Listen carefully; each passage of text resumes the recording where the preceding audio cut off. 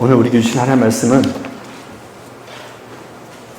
사도행전 12장 우리 12절에서 14절 말씀입니다. 사도행전 12장 12절에서 14절 말씀 같이 보도록 하겠습니다. 사도행전 12장 12절에서 14절 17절입니다. 12절에 17절 사도행전 12장 12절에 17절 제가 먼저 12절 읽습니다. 깨닫고 마가라 하는 요한의 어머니 마리아의 집에 가니 여러 사람이 거기에 모여 기도하고 있더라.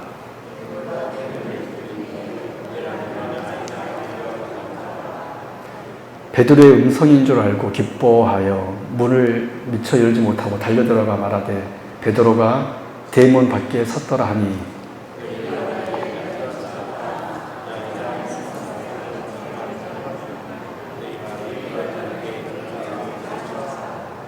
베드로가 문 두드리기를 그치지 아니하니 그들이 문을 열어 베드로를 보고 놀라는지라.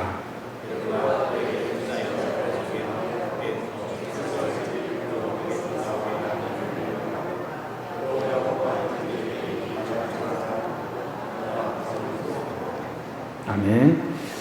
네, 우리 성도님들 지난 3일 동안 잘 계셨죠? 날씨가 오늘 새벽에 보니까 기온이 12도, 13도 이러더라고요. 좀 있으면 10도 아래로 내려가게 생겼어요. 참 놀랍죠?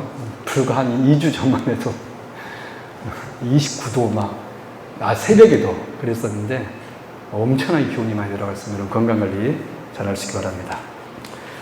여러분 우리가 지난 사도행전 설교에서 베드로의 탈옥이 사도행전 12장은 베드로가 감옥에 gat혔다가 탈옥하는 사건이 기록되어 있잖아요. 이 베드로의 탈옥이 어떻게 출애굽의 상황과 연결되는 것인지 우리가 살폈습니다. 즉 성경은 새 시대의 새 교회를 예표할 인물인 베드로의 탈옥을 통하여 새 교회는 출애굽했다라는 것을 보여주었습니다. 그래서 우리 세운교회는 어떤 교회예요? 출애굽한 교회입니다. 할렐루야. 출애굽한 교회. 우리 그 사실을 베드로의 탈옥 사건을 출애굽과 연결지어서 우리가 지난 시간에 살폈었습니다. 그런데 이 출애굽한 새 교회를 언제나 세상을 비롯한 옛 교회가 늘 핍박하지만 우리 하나님께서는 그 어떤 대적으로부터 당신의 교회를 보호하시면서 당신의 목적을 이루어 가신도 우리가 알았습니다. 그러므로 여러분 우리가 이 시대 한국교회 볼 때마다 여러분 비판 많이 하잖아요. 이 시대 한국교회 볼 때마다 희망이 없어. 한숨 쉴 때가 있는데 그럴 필요 없어요, 여러분. 왜 그런지 아세요? 다시 말씀드리지만 하나님께서는 그 역사 속에서 그 어떤 대적에게 지지 않으셨기 때문에 그렇습니다. 할렐루야. 우리가 그런 교회를 볼 때, 어떤 교회를 볼 때 왜 그런가 저런가 우리 교회는 달라. 우리는 막 이렇게 자랑할지 모르겠지만 또 그런 교회를 보고 우리는 한숨 쉴 때가 있지만 그럴 필요가 없습니다. 왜 그러냐면 하나님은 절대 지지 않습니다. 믿으십니까? 우리가 찬양했잖아요. 사랑은 절대 지지 않는다. 믿으십니까? 우리가 세상에 있는 이 교회들을 볼 때 정말 한숨이 나오고 과연 희망이 있는가? 솔직히 그런 경우가 좀 있잖아요. 그러나 여러분, 우리 성도들은 그럼에도 불구하고 그런 현상을 우리가 눈으로 보지만 믿어야 될 것이 무엇이냐면 하나님의 교회는요 망하지 않습니다. 믿습니까? 왜 그러냐면 우리 하나님은 절대 지지 않기 때문에 그래요. 여러분 지금까지 수천 년 동안 사단은요 여자의 후손 교회를 공격해 왔었습니다. 여러분 생각해 보십시오. 우리가 에스더를 보면 모르드게라는 사람이 유대인을 어떻게 하려고 그랬습니까? 진멸하려고 그랬어요. 그 모르드게 한 사람이 자기한테 절하지 않았다는 이유 하나만으로. 여러분 그것을 단순히 한 사람에 대한 한 민족에 대한 복수로만 여러분 봐야 될까요? 사단은 그렇게 교회를 없애려고 했다라는 거예요. 그러나 교회는 졌습니까? 졌습니까 여러분? 승리했습니다. 그 바벨론 포로로 끌려간 교회 대단한 교회였겠습니까? 대단한 교회였겠습니까? 하나님 앞에 심판받아서 포로로 끌려간 교회였잖아요. 그러나 그런 교회도 반드시 승리했습니다. 믿으십니까? 그러면 여러분 우리는 이 시대 한국교회를 볼 때 우리는 한숨만 쉬어서는 안 돼요. 하나님께서 반드시 승리함을 여러분 믿으십시오. 여러분 그렇게 따지면 우리 세움교회는 여러분 얼마나 대단한 교회입니까? 그러지도 않아요 사실. 그래요 안 그래요? 우리 교회라고 여러분 세상에 자랑할 수 있는 엄청난 뛰어난 교회입니까? 우리 성도 한 사람에서 보면 다 믿음이 너무나 출중해서 우리 늘 승리하는 사람들입니까? 안 그러잖아요. 여러분 그럼에도 불구하고 우리 세움교회는 승리할 줄로 믿습니다. 믿으십니까? 우린 지난 시간 그 사실을 알았습니다. 우린 지난 시간에 이어서 오늘 이 베드로의 탈옥 사건이 이제는 지난 시간에는 출애굽과 연결되어서 살펴보았는데 오늘은 예수 그리스도의 십자가의 죽으심과 부활과 연결시켜서 우리 오늘 본문을 살펴보도록 하겠습니다. 여러분 그래서 우리가 이 사실을 살펴보면서 새 시대의 새 교회는 과연 어떤 공동체이고 우리 세움교회는 과연 어떤 교회이고 또 어떻게 우리 세움교회가 세워질 수 있는지 여러분 세움교회 하나님 앞에 세워지길 원하십니까? 그러면 오늘 말씀 잘 들으십시오. 우리 교회가 세워질 수 있는 유일한 근간이 무엇인가를 오늘 말씀을 통해 우리가 깨달아서 우리가 그 복음의 말씀을 붙들고 우리 세움교회 아름답게 세워갈 수 있는 우리 송됨 다 될 수 있기를 주님의 이름으로 축원합니다. 오늘 두 가지 주제 나눕니다. 첫 번째 주제. 먼저 베드로의 탈옥과 예수 그리스도의 죽으심과 부활의 연관성을 한번 보도록 하겠습니다. 누가는 의도적으로 오늘 본문의 사건과 예수님의 죽으심과 부활의 사건을 의도적으로 연결시키고 있다는 거예요. 첫 번째, 베드로의 탈옥과 그리스도의 죽음과 부활의 연관성. 첫 번째, 두 사건 모두 6월절 곧 무교절에 일어났습니다. 두 사건 모두 6월절 곧 무교절에 일어났습니다. 우리 마태복음 27장 우리 17절 31절 무교절의 첫날에 제자들이 예수께 나와서 이르되 6월절 음식 잡수실 것을 우리가 어디서 준비하기를 원하시나이까? 그때에 예수께서 제자들에게 이르시되 오늘 밤에 너희가 다 나를 버리리라. 기록된 바 다 내가 목자를 치리니 양의 떼가 흩어지리라 하였느니라. 여러분 예수님께서 잡히시고 죽으신 날이 언제 일어났습니까? 무교절 곧 6월절에 일어났습니다. 마찬가지로 오늘 베드로의 탈옥 사건 언제 일어났습니까? 무교절 곧 6월절에 일어납니다. 3절 같이 읽겠습니다. 시작. 유대인들이 이 일을 기뻐하는 것을 보고 베드로도 잡으려 할세 때는 무교절 기간이라. 그렇습니다. 첫 번째 이 베드로의 탈옥 사건과 예수님의 죽으심과 부활 사건이 첫 번째 어떤 연관성이 있습니까? 두 사건 모두 언제 일어났죠? 무교절에 일어났다는 거예요. 무교절. 두 번째, 두 사건 모두 부활이 있었습니다. 두 사건 모두 뭐가 있었어요? 부활이 있었습니다. 우리 요한복음 11장 25절 시작. 예수께서 이르시되 나는 부활이요 생명이니. 마태복음 27장 53절 시작. 예수의 부활을 위해 그들이 무덤에서 나와서. 여러분 예수님께서는 십자가에 죽으신 것으로 끝나신 것이 아니라 어떻게 되셨죠? 부활하셨습니다. 여러분 이 부활이란 헬라어 단어가 어떤 단어냐면 한번 써놓으실래요? 중요한 단어니까 써놓으십시오. 제가 읽어드릴게요. 아나스타시스. 아나스타시스. 이게 부활하다는 뜻입니다.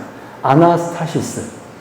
예수님께서는 죽으신 것으로 끝나신 것이 아니라 부활, 아나스타시스 하셨습니다. 마찬가지로 오늘 베드로도 감옥에서 갇혀 처형당한 것으로 끝난 것이 아니라 어떤 의미에서 볼 때 부활했습니다. 여러분 7절 말씀 같이 읽어볼까요? 시작.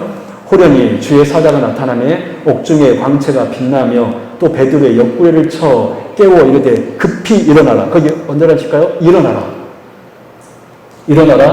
언제나 치시고 계속 있습니다. 하니 쇠사슬이 그 손에서 벗어지더라. 여러분 특별히 우리가 밑줄 친 일어나라가 헬라어가 우리 부활하다라는 헬라어가 뭐라 그랬죠? 아나스타시스라 그랬죠? 이 일어나다라는 말도 똑같은 헬라어입니다. 아나스테미.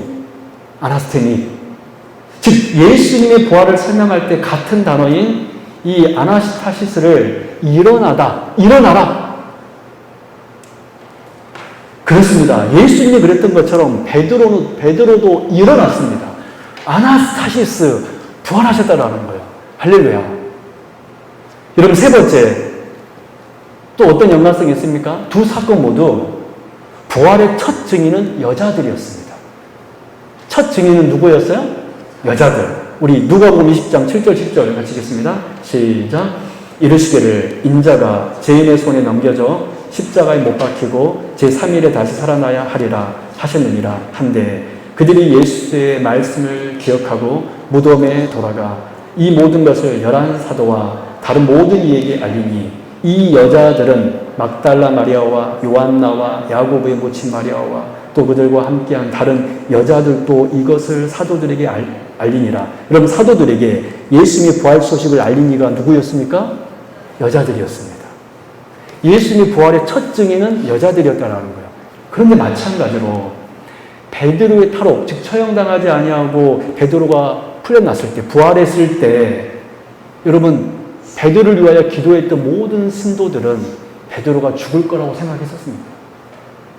근데 살아났을 때 이 베드로의 살아났음을 처음으로 보고 알린 이가 누구였습니까? 로데였습니다. 같이 읽어볼까요? 13절 시작.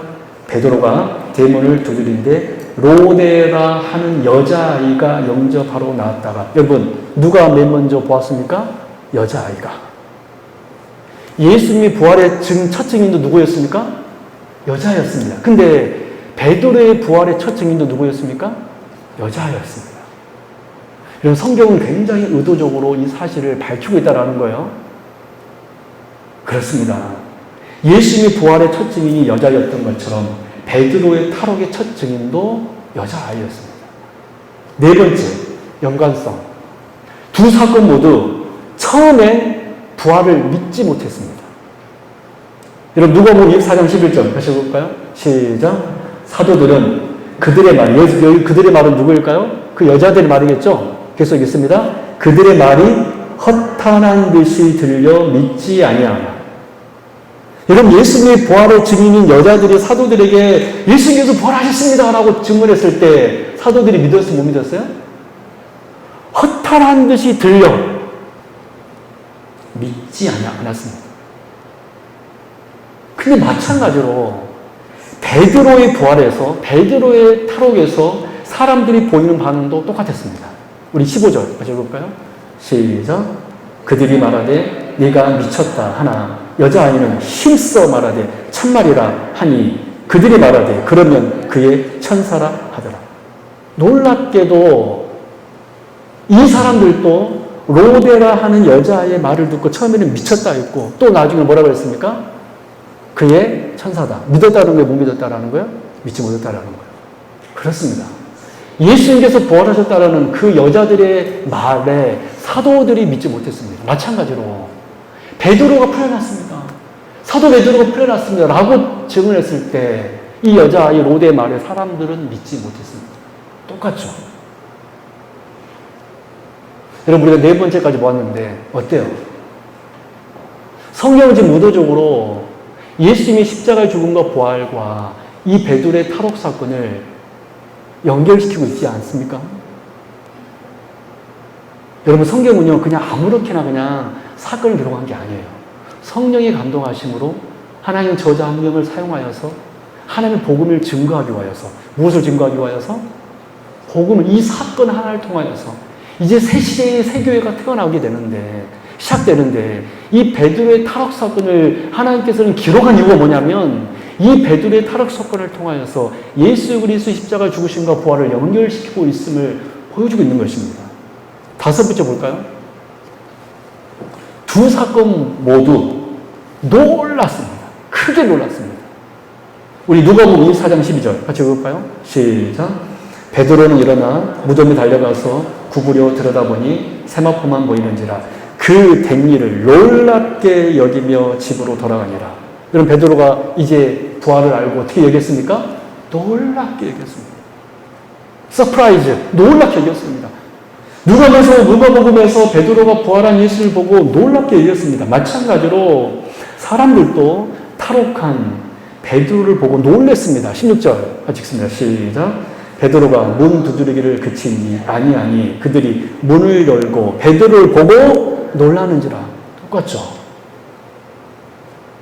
그렇습니다. 예수님의 부활을 보고 크게 베드로가 놀랐던 것처럼 참 아이러니하게도 베드로가 놀랐는데 베드로의 부활을 보고 또 누가 놀랐습니까?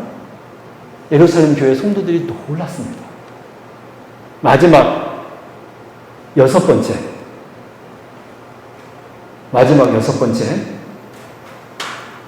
두 사건 모두 홀연히 사라집니다. 두 사건 모두 홀연히 사라집니다. 우리 누가복음 24장 31절 같이 읽어볼까요? 시작. 그들의 눈이 밝아져 그인 줄 알아보더니 예수는 그들에게 보이지 아니하는지라. 그걸 원대로 하실까요? 예수는 그들에게 보이지 아니하는지라. 그럼 이 장면은 예수님께서 엠마오로 가는 두 제자와 이야기를 나눈 후 예수님의 그 죽으심과 부활을 예수님께서 설명하셨거든요. 근데 그 엠마오로 가는 두 제자는 그분이 예수님인지를 모르고 그 말씀을 듣고 있었습니다. 그러고 난 다음에 갑자기 예수님께서 어떻게 하셨습니까? 어떻게 내셨습니까? 홀연히 사라지셨어요. 근데 마찬가지로 베드로도 이 사건 이후에 홀연히 사라집니다. 우리 17절 같이 읽어볼까요? 시작. 베드로가 그들에게 손짓하여 조용하게 하고 주께서 자기를 이끌어 옥에서 나오게 하던 일을 말하고 또 야고보와 형제들에게 이 말을 전하라 하고 떠나 다른 곳으로 가니라. 거기 언더라인 치실래요? 떠나 다른 곳으로 가니라. 여러분, 사실 이 장면이 사도행전에서 베드로의 사역이 끝입니다. 베드로는 이 사건을 끝으로 사도행전에서 홀연히 사라집니다. 그가 사역을 안 했다는 것은 아니겠죠? 물론 이후에 사도행전 15장에 예루살렘 공의회 때 잠깐 베드로가 등장하긴 하지만 이제 더 이상 베드로가 사도행전의 주연이 아니라 그 바톤을 누가 넘겨받습니까? 사도 바울이 넘겨받아요. 이 12장까지가 베드로의 사역이 없고 이 사건 이후 베드로는 이 사도행전에서 홀연히 사라집니다. 그렇습니다. 예수님께서 홀연히 사라지셨던 것처럼 베드로도 더 이상 사도행전에 나오지 않습니다.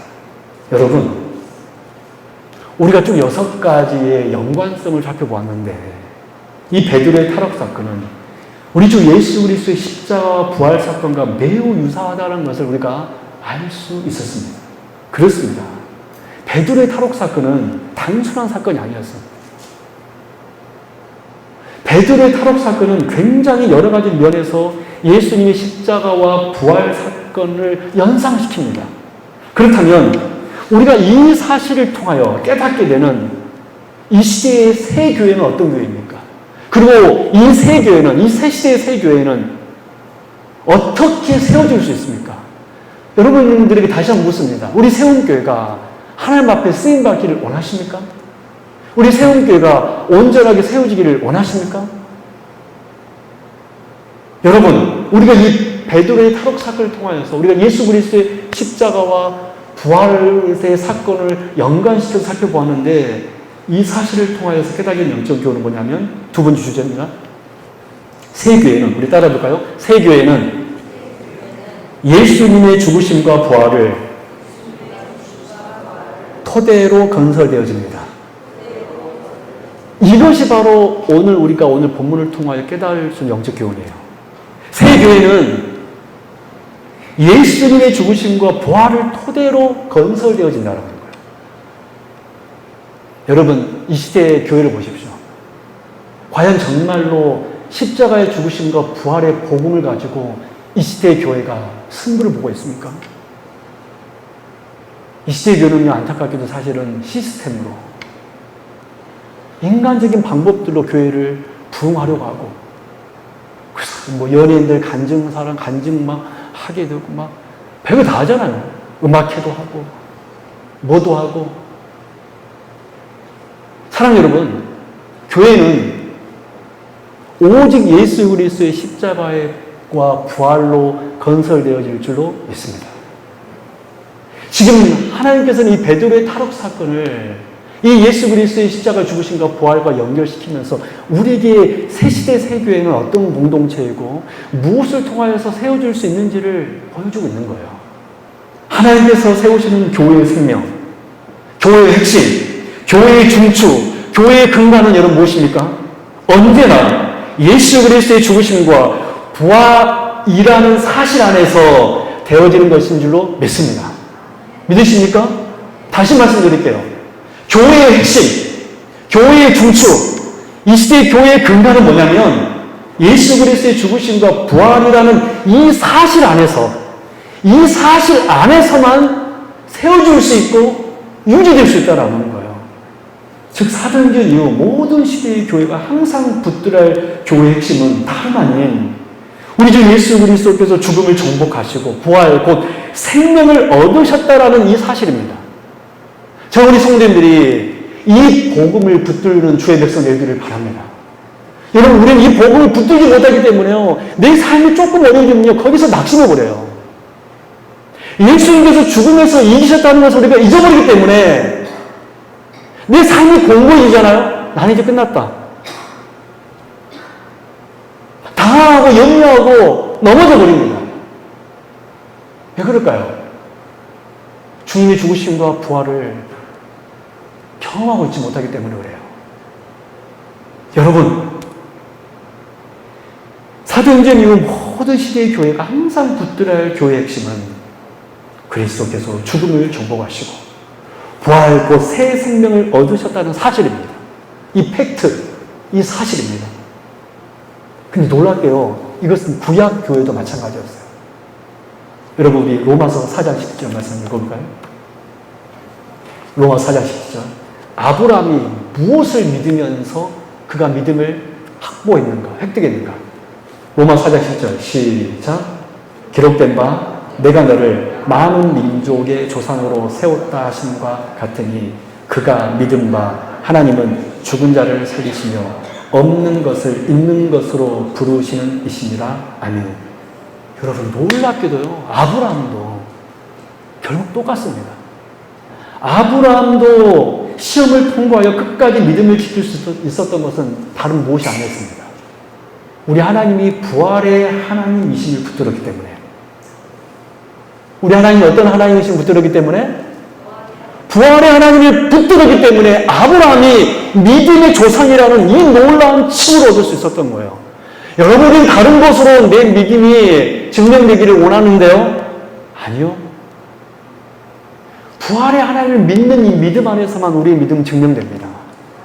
믿으십니까?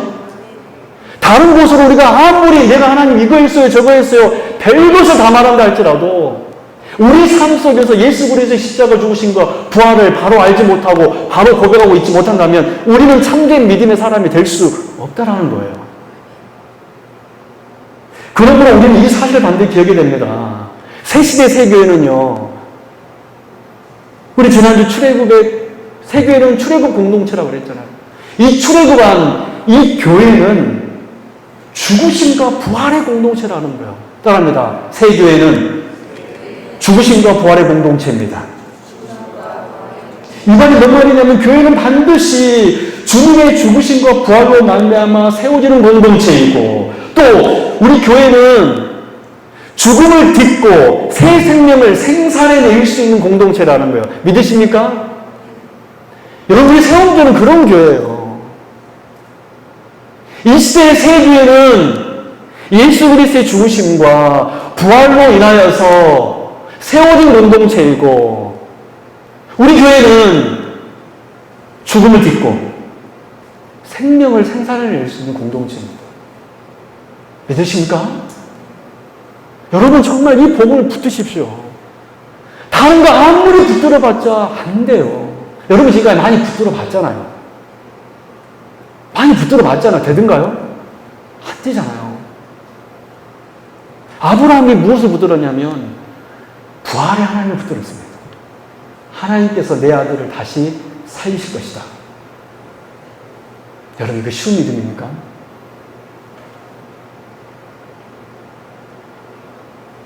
제가 옛날에 어떤 성도님들에게 신앙으로 고민했습니다. 그랬더니 어떤 성도님이 그러시더라고요. 목사님, 그것은 성경 말씀이고 저 현실이 아니잖아요. 자, 너무 슬프더라고요. 왜 하나님의 말씀을, 복음을 추상적인 어떤 개념으로만 생각하는가? 여러분, 교회는요, 주님의 죽으심과 부활로 말미암아 세워지는 공동체입니다. 교회는요, 죽음을 딛고 생명을 생산할 수 있는 공동체입니다. 그러므로 우리에게 있는 모든 절망, 우리에게 있는 모든 한계 상황, 우리 인생으로는 절대로 극복할 수 없는 어떤 종류의 일이라고 하더라도 우리에게는 아무런 걸림돌이 되지 않습니다. 왜요? 우리가 믿는 하나님은 죽음 가운데서도 생명을 창출해낼 수 있는 분이시고, 할렐루야. 또 우리 주 예수 그리스도께서는 죽음 가운데 일어나신 부활의 주님이시기 때문에 그렇습니다. 우리가 이 하나님을, 이 창조의 하나님과 부활의 예수님을 믿는다면 우리 앞에는 어떤 절망, 어떤 한계 상황, 어떤 일이 우리에게 펼쳐질지라도 우리에게는 아무런 걸림돌이 되지 않습니다. 그래서 우리 성도를 가리켜 뭐라고 그러는지 아세요?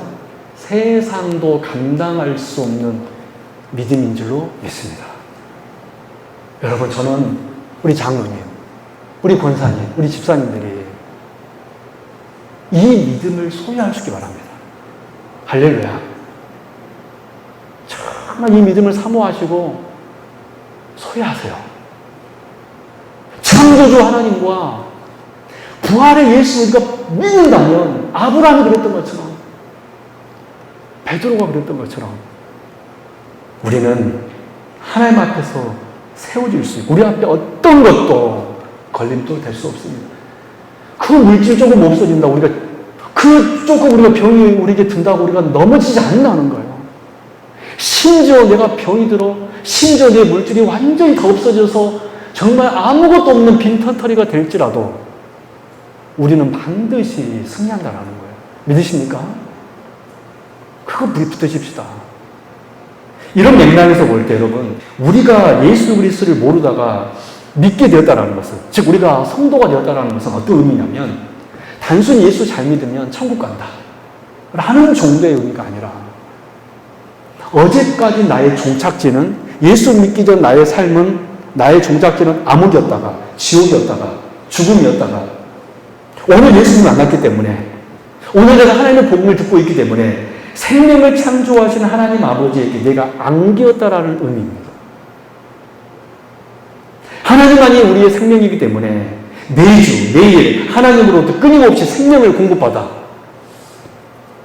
이 죽음만이 가득한 이 세상 속에 우리가 노져가면서 힘들게 살고 있지만 변함없이 감격과 기쁨으로 이 삶을 헤쳐나가는 것이 예수님을 믿는 삶의 모습이라는 거예요.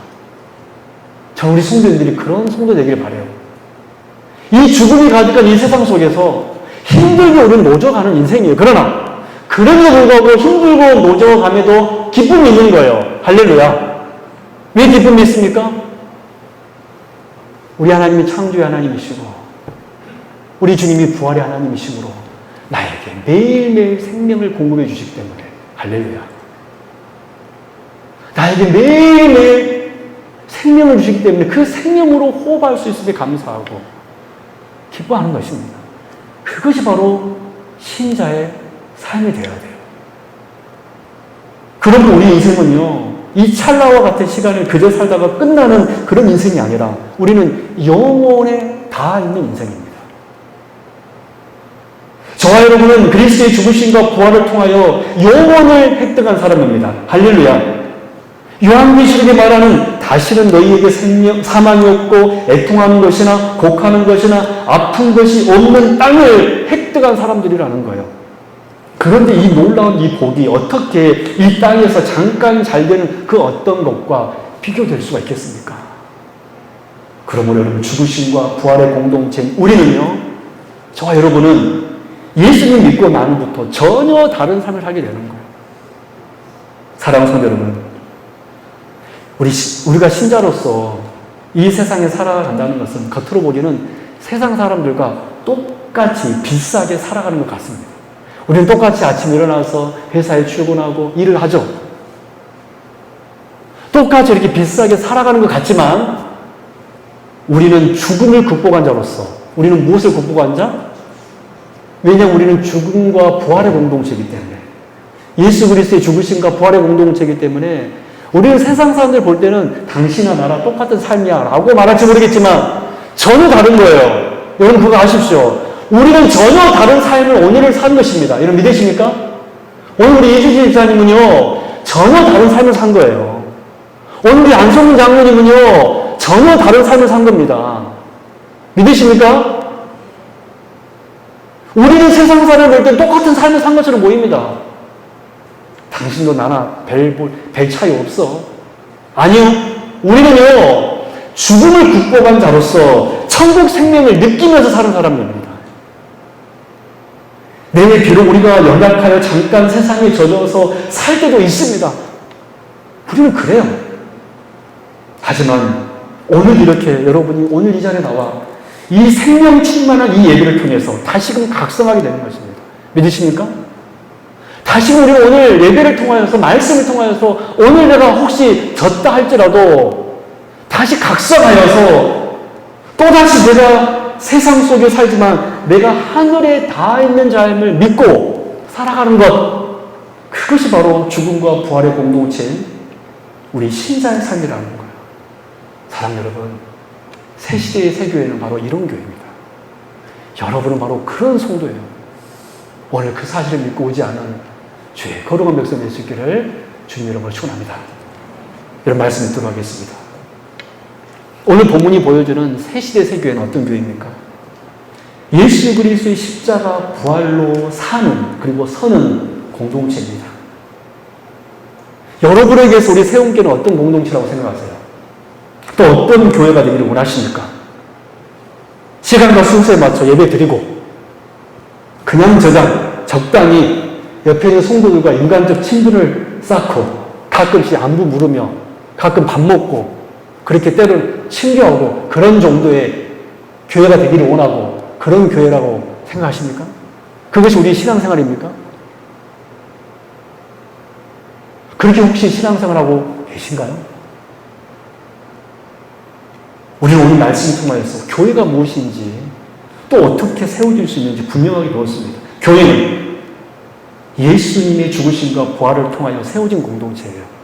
그래서 우리 세움교회는 그 어떤 것이 아니라 예수 그리스도의 십자가의 죽음과 부활의 복음을 통하여서만 세워질 수 있음을 믿으십시오.